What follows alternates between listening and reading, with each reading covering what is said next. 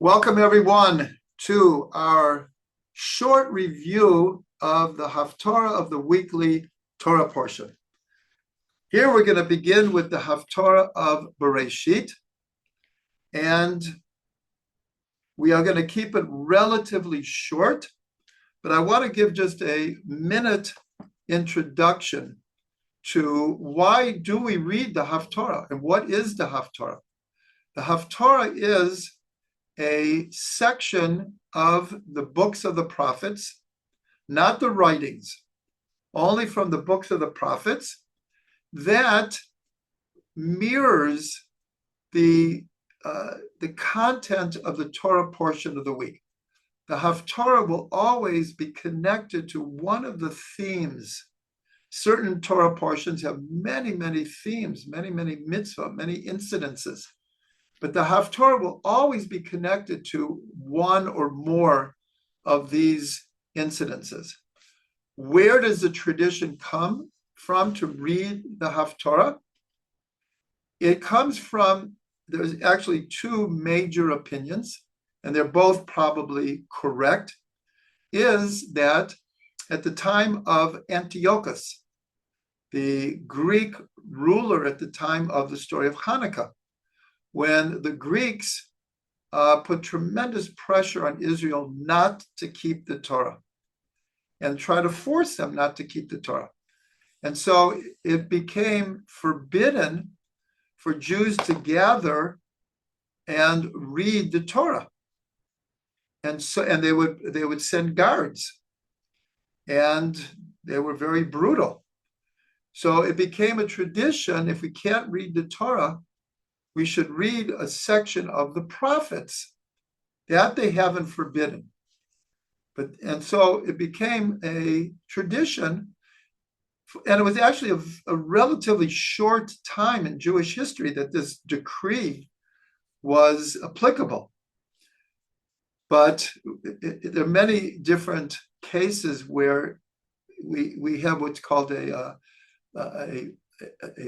consciousness of remembering Jewish history by keeping going a certain tradition, even if it lasted just for a short time.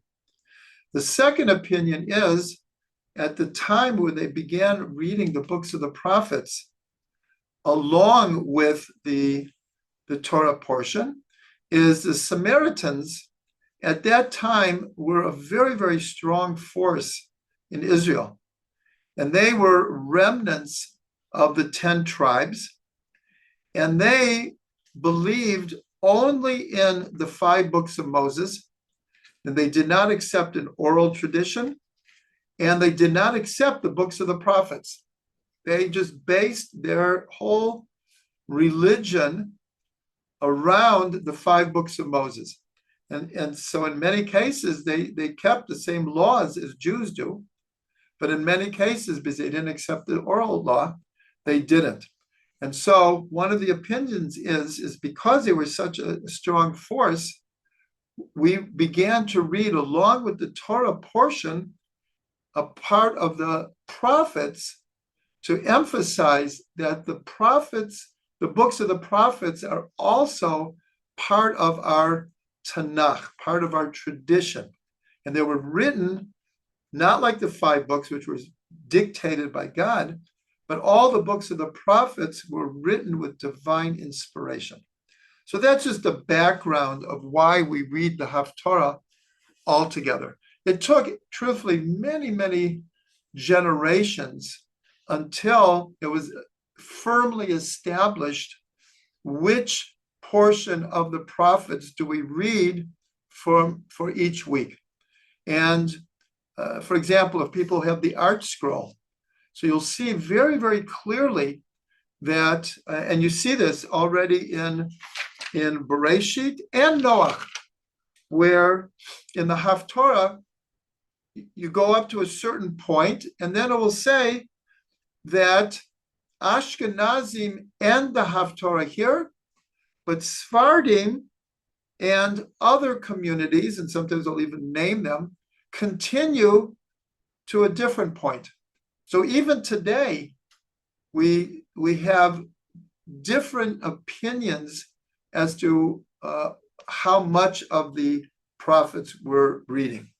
So in Bereishit, the obvious theme of Bereishit is God as creator of the universe. That is the obvious theme. And everything that exists in the universe, from mineral, plant, animal, and human, everything comes from God. So how does the Haftorah begin?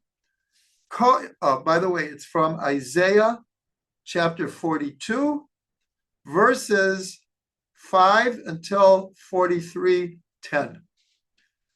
So it starts, Ko amar ha'el Hashem borei hashemayim. Thus says God, the creator of the heavens, the notehem rokah ha'oretz, and the one who spreads out the earth, b'tze'atzeha, and everything that exists in the heavens and the earth. Notei neshama la'am, he gives soul to human beings that exist on the earth. V'ruach laholchim ba, and a spirit for those who walk there. So here, immediately we see in the first verse this idea of referring to God as the creator. Interestingly enough, you don't see it that much in the Torah. In the Torah itself, it doesn't mention God as creator in that sense. In fact, everyone asks about the first of the 10 commandments. I am the Lord your God who has taken you out of Egypt. And many of the commentaries point out, it doesn't say, I am God, your creator. It's not just that I created, but I'm still actively involved. I took you out of Egypt. So here, even in the book of the prophets, you don't see the actual reference to God as creator that often. That's why this Haftorah was chosen. Then a few verses later is one of the most important statements of really all of Judaism. Ani Hashem karaticha b'tzedek v'yachazek b'yadecha. I am God who has called you in righteousness, and I will strengthen your hand.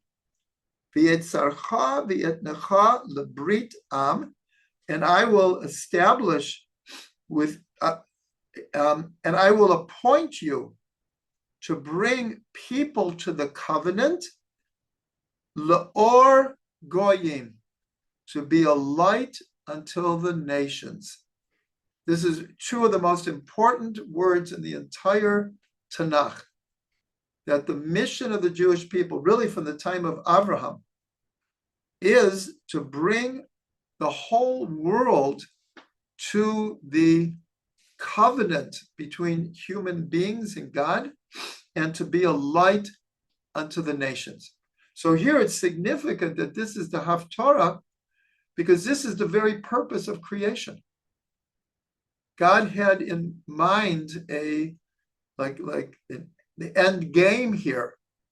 And the end game was that the Jewish people would become his representatives in order to bring the light of Torah to the entire world.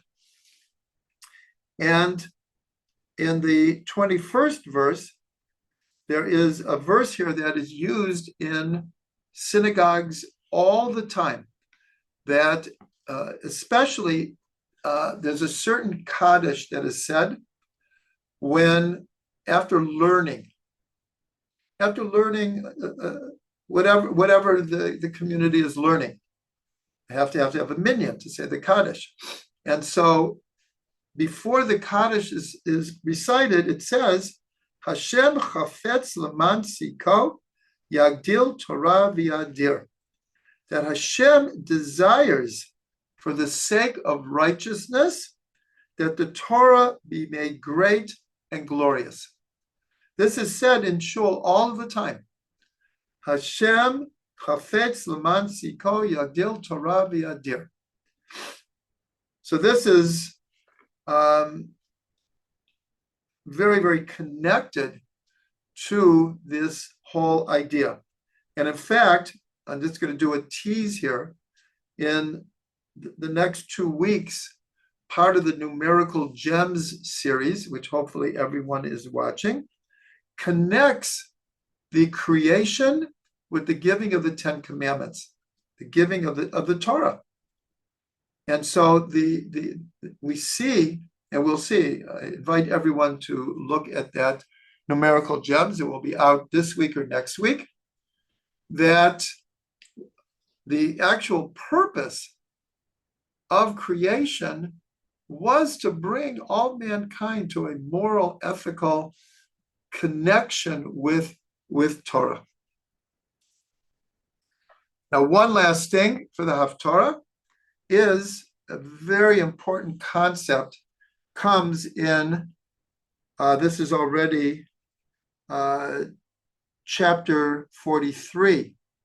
So it says like this, Kol hanikra b'shmi ulekavodi barativ yitzartiv af asitiv. So it says here, this is Isaiah saying, in God's name, all that is called in my name, and for the sake of my glory, I have created,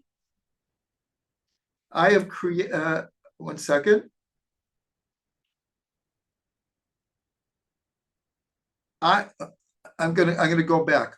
All that are called in my name that I have created for my glory, I have formed it, and I have even done it. I have fashioned it and perfected it.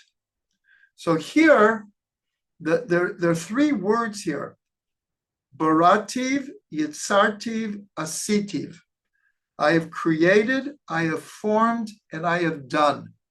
So for those who are familiar, we've discussed it many times. In Kabbalah, we're told that there are 4 worlds, which are really 4 levels of consciousness, and also just 4 levels how an infinite, all-powerful God can channel his energy into a physical, finite, material world.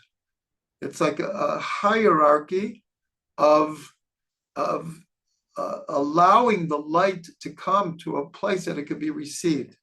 So these 4 worlds are called Atzilut, Bria, Yetzirah, and Asiyah. This verse is the textual support for 3 of the 4 worlds. If you hear again, Barativ is Olam HaBriya, the world of creation. Yitzartiv, this is the world of Yitzirah, of formation. Af Asitiv, I have even made it. I put it into a physical, material form, is the world of Asiyah. And God's glory, that is the world of Atzilut, the world of emanation. So this is such an important textual source for this concept of the 4 worlds. So that is our short review of the Haftorah for the portion of Bereishit.